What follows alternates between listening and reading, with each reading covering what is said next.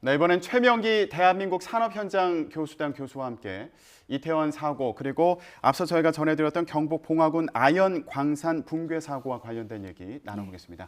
교수님 안녕하세요. 안녕하십니까? 예. 자, 일단 이태원 사고와 관련해서 얘기를 먼저 해보겠습니다. 정부가요, 용산구를 특별 재난지역으로 선포한 상황이거든요. 예. 이건 어떤 의미가 있다고 보십니까? 특별 재난구역의 그 선포 의미는요. 예. 실제 이제 지자체인 용산구가 이런 어떤 재난이 발생했을 때 이제 그 복구하는 데 있어서 상당히 좀 애로사항이 좀 있겠죠. 예. 그래서 이제 국가 차원에서 실제 이제 모든 걸 지원하겠다. 예를 들어서 이제 비용 부분을 보시게 되게 되면 이제 국비로 한 50% 정도 지원이 되게 되고요. 예. 예. 그다음에 실제 이제 그 어떤 그 피해 복구와 관련돼서 어떤 이제 세금 감면이나 또는 어떤 공공요금 감소들 이게 반감들 뭐 이런 조치를 취해서 쉽게 좀 재난을 갖다가 빨리 복구할 수 있게끔 예. 해주는 하나의 그런 제도다 이렇게 보시면 되겠습니다. 이번 사고와 관련해서 저희가 지금 계속 뉴스 특보로 전해드리고 계속 얘기를 나누고 있습니다만 사실 막을 수 있었던 사고가 아니었냐라는 지적이 끊이지 않고 있습니다. 이게 그 당일에는 한 13만 명이 운집을 했고 그 전날에도 한 6만여 명에 가까운 인파가 좀 몰리면서 충분히 대비를 할 수 있었는데 안전 조치가 충분하지 않다, 미흡했다라는 지적이 있었는데 어떻게 보십니까? 안전 전문가인 입장에서 봤을 때 예. 일단 거기에 대해서 상당히 좀 문제가 있었다라고 일단 보고요. 예.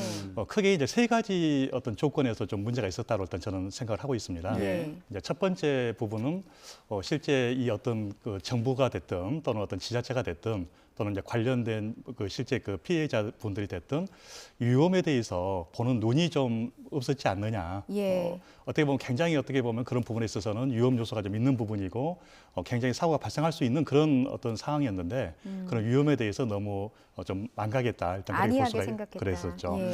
그리고 두 번째는 실제 이제 위험에 대해서 너무 우리 사회가 너무 위험과 이렇게 밀접하게 관련돼 있는 거죠. 비근한 예로 지하철을 탔을 경우에 지하철 뭐 환승하는 그런 구간들 보게 되면 거의 이번 이태원 사고와 유사하게 이제 그런 경우가 굉장히 많거든요. 예. 사람들이 굉장히 많은 상태에서 뭐 이동을 한다든지 예. 그냥 뭐 밀어서 들어간다든지 하는 이런 어떤 위험 요소에 대해서 너무 이게 굉장히 몸으로 좀 체화가 돼 있는 거예요. 그래서 실제 이제 그런 부분에 대해서 너무 위험이 익숙하기 때문에 뭐 대국민 안전교육을 시킨다든지 함으로써 그런 위험 요소에 대해서 좀 실제 각성을 갖고 예. 대비를 할 수 있게끔 해야 되고요. 이제 세 번째는 너무 실제 설마 이게 사고 발생하겠느냐 예. 그런 아니라는 의식을 좀 갖고 있었다는 거죠. 실제 1,000명 이상이 모이게 되게 되면 기본적으로 굉장히 이제 통제도 좀 필요하고요. 예. 어떤 안전에 대한 어떤 안전 감시원들 실질적으로 유도를 한다든지 이런 조치가 필요하게 되는데 그런 부분에서 좀 미흡해서 이번 사고가 발생한 걸로 그렇게 생각을 하고 있습니다. 네.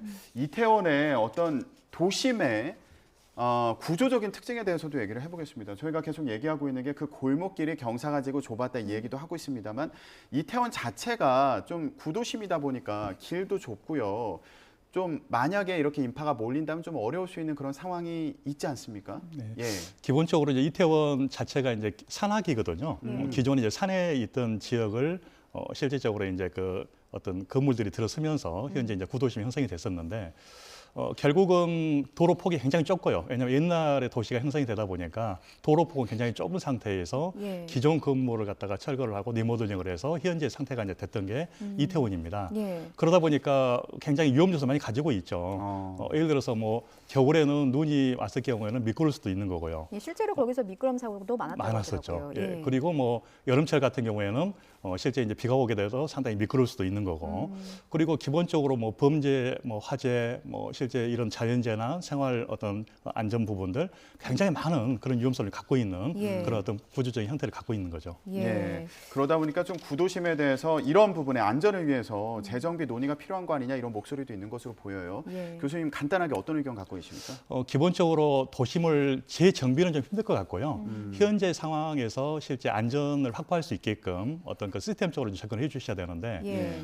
비근한 예로 보면은 뭐 CCTV를 더 설치를 한다든지 또는 요즘 뭐 스마트 관련돼서 IoT라든지 또는 AI를 이용을 해서 어떤 그런 위험 요소에 대해서 경고를 좀 한다든지 예. 실질적으로 기본적으로 뭐 도심 자체에 결국은 어떤 새로운 어떤 그 시스템을 도입을 해서 예. 안전을 확보해야 되겠다 그렇게 생각을 하고 있습니다. 예. 알겠습니다. 앞서 저희가 또 경북 봉화군 아연 광산 붕괴 사고 실종자 가족을 연결해서 상황을 들어봤는데 이 부분에 대한 질문도 좀 드려볼게요. 지금 붕괴가 된 지 이제 엿새째고 구조 당국이 이제 시추 작업에 들어갔습니다. 이게 시추 작업이 실종자를 만나기 위한 뭐 마지막 작업 단계입니까? 어떤 상황인 거죠? 이제 지금? 시추 작업은 실제 지금 이제 아마 소방 당국에서 예. 아마 고민 끝에 아마 하셨던 것 같아요. 왜냐하면 시추 작업이라는 건 뭐냐면 이제 기존에 지하가 있으면 이 지하에 어떤 관을 삽입을 해서 예. 현재 그 구조자들이 있는 위치까지 이제 그 관을 갖다 내리는 작업이에요.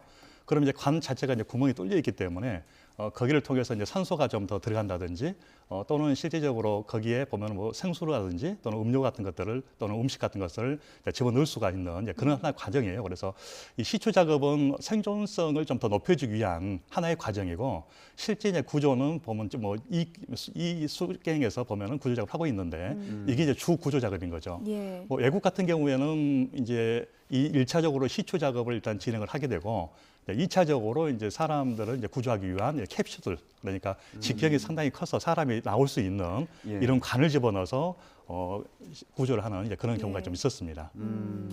지금 작업은 안전하게 진행이 되고 있는 건가요? 혹시라도 뭐 추가 붕괴 우려는 없는지 이런 부분이 걱정이 되세요.